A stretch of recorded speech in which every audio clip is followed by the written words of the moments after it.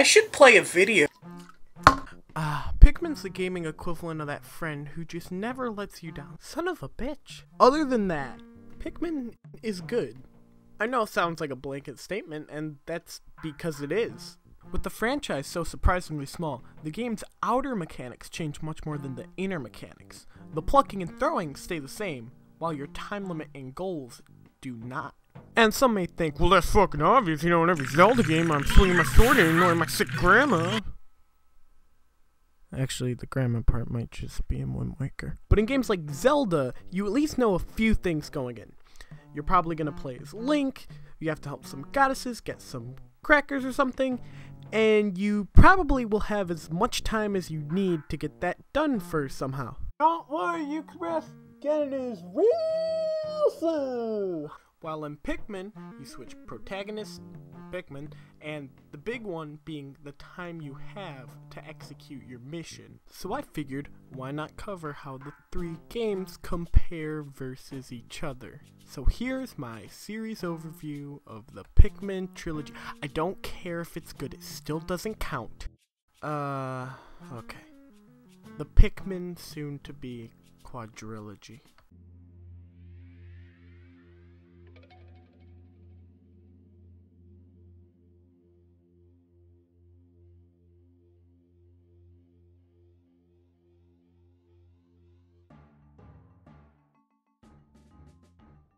This right here is the most core of the Pikmin series. You're in uncharted territory, surrounded by enemies and the parts you need to repair your Rube Goldberg machine of a ship, and you only have 30 days. Well, actually, days are 13 minutes, so...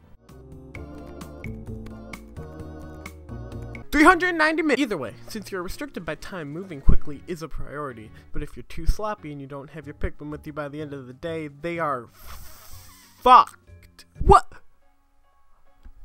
60? I left behind 60?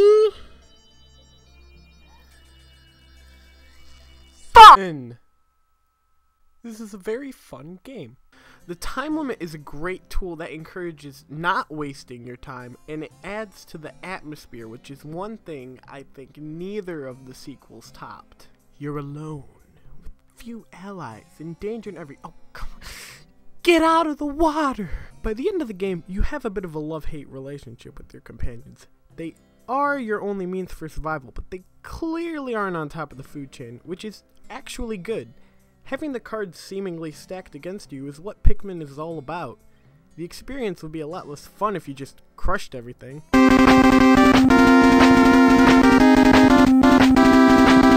I'm getting to that. Enemies offer a fair amount of variety in how to approach them. For example, swarming a Bulborb is the best way to take it down, while his douchey cousin over here may warrant spamming the throw button.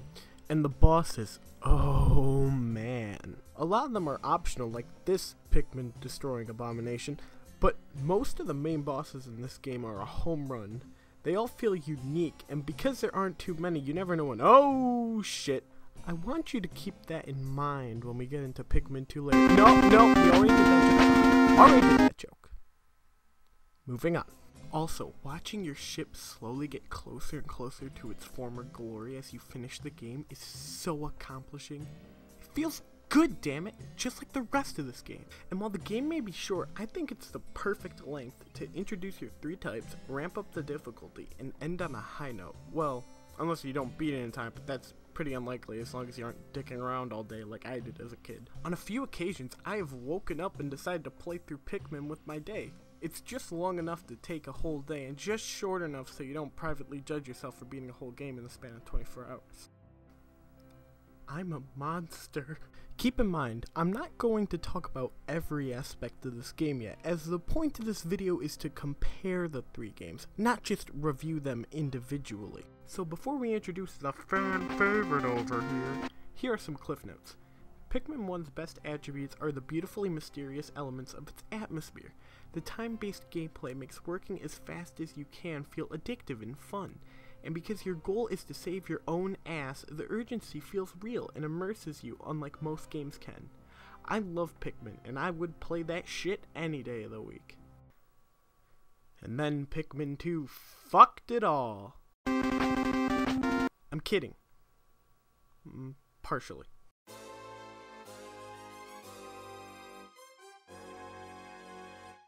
I have no fucking clue where to start. You see, Pikmin 2 changes a lot, and the thing we're going to be talking about most is the dungeons in New Pikmin. But first, some basics. Ain't nothing wrong with starting small. Now, obviously, Olimar can't crash a ship into the planet again. Doesn't count. So he returns home to find his company is in debt. And you need to go to the Pikmin planet to get the money. Nothing to motivate me like corporate debt! Well, okay, I mean, a race against the clock to save your company is fairly tense. Except that you have no time limit. The fuck? How is a company in danger if they have unlimited time? Don't worry, you can rest. Loan sharks coming for my ass are... Okay, now, let's actually look at what the exclusion of a time limit brings to the game. Hey, you can explore bigger areas at your own pace. Hey, the opportunity for a bigger overall game is opened. Hey, this was also put in to support the game's other new mechanic, dungeons. Oh no. Okay, look, the idea of a gauntlet-style dungeon meeting Pikmin is a fucking great idea. The possibilities to change up the gameplay with these long, varied catacombs where you must exercise caution is a perfect building block for sequel material. And they done goofed it! Now, I've read a lot of people's comments and such, because I have no life, that describe Pikmin 2 as smarter and more challenging than Pikmin 1. And this is where we get into what is truly flawed about Pikmin 2. It's fake hard. Okay, so let me explain. Pikmin 2 presents many situations that initially seem holy fuck shit, that's a lot of enemies, but most of these situations are much easier than the game makes them out to be. For example, imagine you go into a sub-level and you're surrounded by enemies. You think, fuck, how am I gonna do this? Dad was right, I'm a failure. But stop and think about the situation for a second. You're in a cave, and when you go into caves, the timer for the day stops, so you have unlimited time. You can just punch the shit out of everything! Those water dumbles giving you one bitch of a time punch. Man, those Gatling groins are gattling my groin. Punch? Sick of those dang pesky spider... on second thought, maybe not that one. Punch? Now, obviously, most people aren't just going to punch their way through a whole dungeon. And hey, keeping your entire Pikmin squad alive throughout these things must be pretty hard, right? Wait, what's that music? Oh. Looks like it's finally time to get into the thing I've been hinting at for this whole video.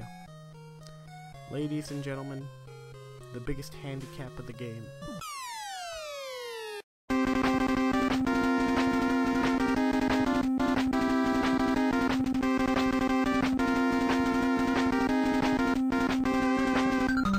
Purple Pikmin kill any chance of this game being difficult. They slam down doing extra damage. They are homing. I'm not even aiming at them! And most of all, they render all elemental enemies that encourage variety pointless. Shit, I clipped the mic. Because you can stun them before they can do their attacks, there's no point in using the suggested Pikmin type, especially since purple Pikmin kill them way faster and easier to begin with. Okay, I love Mega Man 2, but can we switch the song? In fact, elements seem to be way less of a threat in this game in general. In Pikmin 1, when your Pikmin caught on fire, you had such a short amount of time to save them, and it was a great way to make sure you picked your types carefully. Pikmin 2 is like, fuck it, you can have a good 20 goddamn minutes, whatever, nailed it! But the worst part of this that nobody seems to acknowledge is that every enemy in this game is nerfed to shit from the first one. The Wollywog is one of the hardest enemies in Pikmin 1.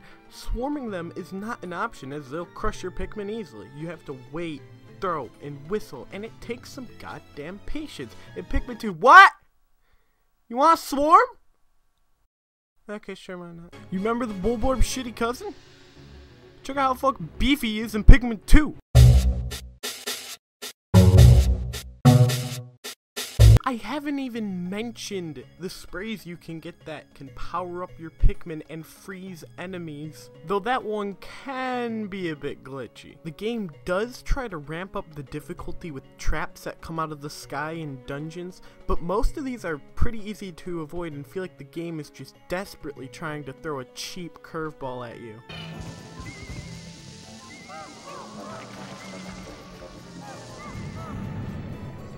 Fuck you, game. All of these elements combined make most of the dungeons feel pretty lackluster, and since they are also partially randomly generated and they reuse the same layouts, a lot of the time you end up doing the same things just with different enemies and items. And this sucks because I know the dungeons in Pikmin 2 could be amazing if they just tried different things.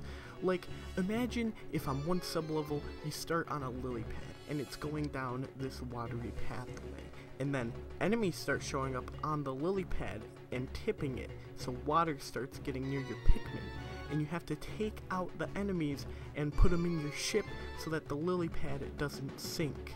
Or how about one cave, instead of having multiple sublevels, is just one huge maze where you're being pursued by some creature who's looking for you and wants to eat your Pikmin, and you have to try and hide from him while getting all the treasure.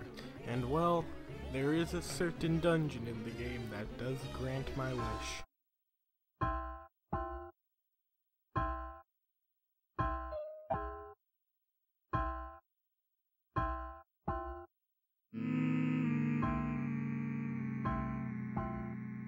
The submerged castle is fucking horrifying. It's also really well designed.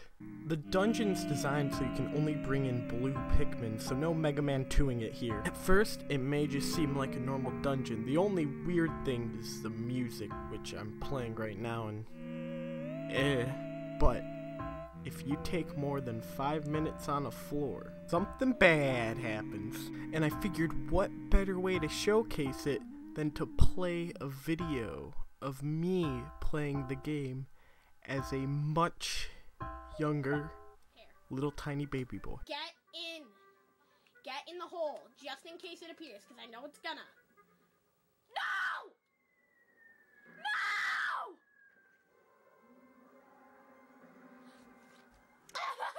Who the fuck thought it would have been a good idea to give me a camera at that age? Anyways, that thing is... It's the water wraith! Thanks, Lukey. Anyways, the water wraith is an invincible and insta-kill enemy who will chase you around the room and get the fuck away from me. This dungeon is an example of how Pikmin 2 could have been way better if they were trying new and different things in every dungeon you went into, like they did in this one. And I'm not gonna give away the shit that goes down on the final sub-level of this dungeon, but let me just say, it is glorious.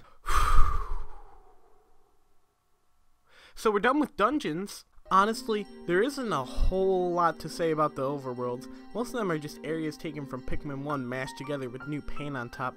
And this might just be me, but I have to say, I think the foreboding atmosphere of the first game's areas are just completely gone here. Now, while the foreboding atmosphere is gone, Pikmin 2 still goes for something.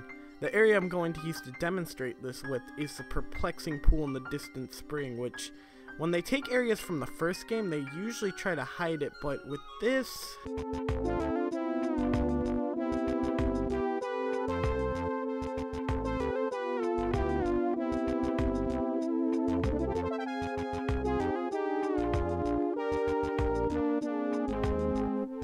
Oh yeah, that's some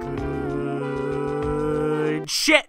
Now, I'm not gonna lie, the calm nature in some of the areas of Pikmin 2 is actually really nice, and this is probably gonna be the most confusing part of the video, but I like this game. Yeah, the dungeons are pretty broken and the purples are way too fucking powerful, but it still has that game feel that I crave as a Pikmin fan, and the humor and dialogue is very spot on if you read the letters and Piklopedia entries, and I really like the white Pikmin with their ability to poison enemies when they're eaten. There are a lot of really neat bosses, and the final boss is fucking great, especially if you tackle him before you have all the upgrades. It actually took me a couple times to beat him. Eat it! At the end of the day, my biggest gripes with Pikmin 2 are the poor execution of most of the dungeons and the broken difficulty / cheap tricks they use to try to improve it. When talking about Pikmin 1, I said it felt like by the end you had a love-hate relationship with your Pikmin, but in this game it feels like you have a love-hate relationship with the game itself. To me, there are two quotes from Miyamoto that sum up the game to me. Pikmin 2 essentially took that concept and what we tried to do was make it easier to play, simpler to play. We polished the Pikmin idea a bit, but really only focused on how to make it easier to play. Pikmin 2 is a good game that is ultimately held back by the devs' focus on making it more wildly appealing rather than really upping the ante and having variety. I think the reason most people say it's the best is because it was the first one they could actually beat as youngins. Maybe I'm wrong on that, but still. That's Pikmin 2.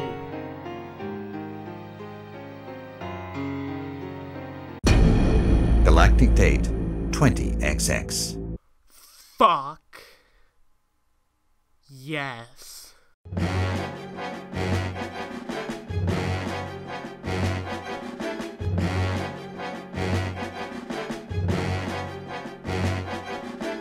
Okay, so I'm not gonna act like this game's perfect, but if a game's gonna make it, it's Pikmin 3, and we only had to wait 5 billion fucking years after the second one. Leading up to the release of Pikmin 3, Shigeru Miyamoto made it clear that what happened with Pikmin 2 wasn't going to happen with Pikmin 3. He mentioned how with Pikmin 2, the dev team tried to create a game with a lot of freedom, but this time, he was more forcefully sharing his opinion. Holy fuck, that line took me like 10 goddamn takes. I'm out! We will get into the flaws later, but first, here's why this game is awesome. When I play Pikmin 1 and 2 on the old Cube game, I'm always surprised by how tight the controls are, but in Pikmin 3, oh my, yes, so much yes, taste the happy, taste it!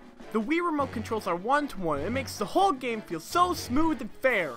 Fuck! While we're on controls, you can't control your Pikmin with the C-stick anymore. Now you just charge them at stuff, and honestly it doesn't matter because the game wasn't designed to need it, and attacking things actually feels more gratifying in my opinion. The new Pikmin are much more balanced this time around. I guess purple and white Pikmin were banished to mission mode forever because they make no appearance in this game, and their replacements taste the happy! The rock Pikmin are just the purple Pikmin, but done right. They hit hard but can't latch on to anything, and wing Pikmin are so useful for getting shit done quick, while their fight capabilities are less than stellar. When I go into battle, I find myself putting thought into which Pikmin I bring in, which feels so much better than just choosing purples every damn time! Now, one obvious question will be, how does the time limit work? And I would say it's a pretty good compromise. In this game, you're collecting fruit to plant the seeds back on your home planet, and the juice from the fruit is your supplies, so the more you get done, the more time you have. Yeah, if you are even moderately good at games, it won't be an issue, so it does lean a bit closer to Pikmin 2 in that aspect. And there is a time travel feature where if you get a game over, you don't have to restart, you can just go back a few days, which honestly I don't mind at all. Part of the reason I don't mind the compromise is because of the way this game is designed, and I feel this actually helps a lot of the game's flaws. You see, I've played through this game over 10 times, and that's where the magic of the game's design comes in. Pikmin 3 isn't made to be played just once. I mean, if you played through it once and you're good, that's fine. But when Miyamoto talks about this game, he always brings up how this is the sort of game where replayability is a big factor. Every time I played through this game, my goal is to beat it a bit faster than the time before. My record for a no major glitch run is 19 days, but the first time I played it, it was probably double that time. The goal the team had with this game was to make a game that is easy to pick up, play, and beat, but extremely addictive to people who want to get better and better. Hell, the team knows people are going to find sequence breaks and glitches, and they even encourage people to use them, and that is fucking cool. It's a game that's made to be explored and practiced, like cardio exercise. I don't know what cardio is, but I will admit it's not perfect. For one, I think the enemies are a little too easy to beat sometimes. Now, I forgive the bosses just because I feel like finding the tricks to them is a part of the fun, but this game definitely could use some stronger enemies, especially because you can stun Bulbors by hitting their eyes, which is cool, but a little too easy to combo. And while I think the areas are masterfully designed, I was disappointed by the level themes, as while they are super pretty, these biomes definitely have been seen in earlier games. I was hoping for some more out there locales, like a mountain region or a swamp. Some more new enemies would have been appreciated too, but the game does add a fair amount. And my biggest issue with the game is the scripted nature of the first half and the cutscenes. Now don't get me wrong, I love these new characters. I love Brittany. I mean, I love Elf, Brittany, and Charlie. And their interactions with Olimar and Louie later in the game are hilarious, and I enjoy the banter they have during the gameplay. But for every major boss in the game, there's an introductory cutscene which does the opposite of build suspense. So once again, we miss out on that foreboding atmosphere, and this game is much more story-driven than the first two. Now, once you unlock the final area and have all the Pikmin, you are free to explore and get all the fruit. And while you can technically do this during the first half, it feels kind of discouraged. And since you don't have all the types, it's best to just plow through the story as quick as possible and then collect all the fruit. But I still love this game. I think the team made the exact type of game that they wanted to make, and honestly, I don't know if I will ever be able to decide if I prefer Pikmin 1's urgency and mood, or Pikmin 3's pitch-perfect controlling gameplay. Hell, I haven't even mentioned how well the game utilizes having 3 captains. In Pikmin 2, Louie was just kinda there, and you really needed 2 captains, but this game takes full advantage of this feature, and wow. You need to use them to solve puzzles. You have this go here feature where you can send the captains to go wherever you want. It's fucking good. Pikmin 3 is just as good, if not better than Pikmin 1. And I, once again, would play that shit any day of the Brittany, why don't you love me? And that's my overview of the Pikmin series. I feel like the game I had the most to say about was Pikmin 2, just because I feel like a lot of people declared it the hardest and best without really backing either of those statements up. And Pikmin 1 and Pikmin 3 are 2 amazing games. And Pikmin 2 is a pretty good game too, but I can never decide if I prefer Pikmin 3 or Pikmin 1. And overall, Pikmin is an amazing series, and I'm very excited damn it! And I'm very excited to see it continued. And it doesn't matter which one you play. They're still all Pikmin. And why doesn't Brittany love me? Okay, let's end the video.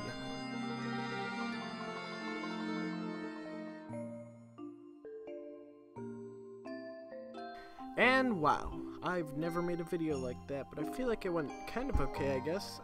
Anyways, if you have different opinions than mine, and I feel like a lot of you do, especially on Pikmin 2, feel free to leave them down in the comments, and I'll probably join in on the discussion, because I love talking Pikmin, even if you guys don't agree with my views.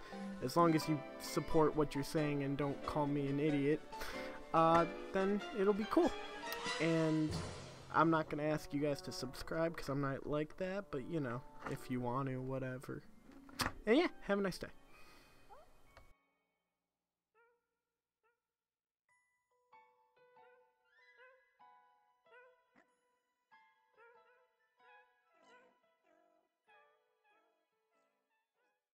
Oh, by the way, I'm going to do more of these. I hope you like them. Bye.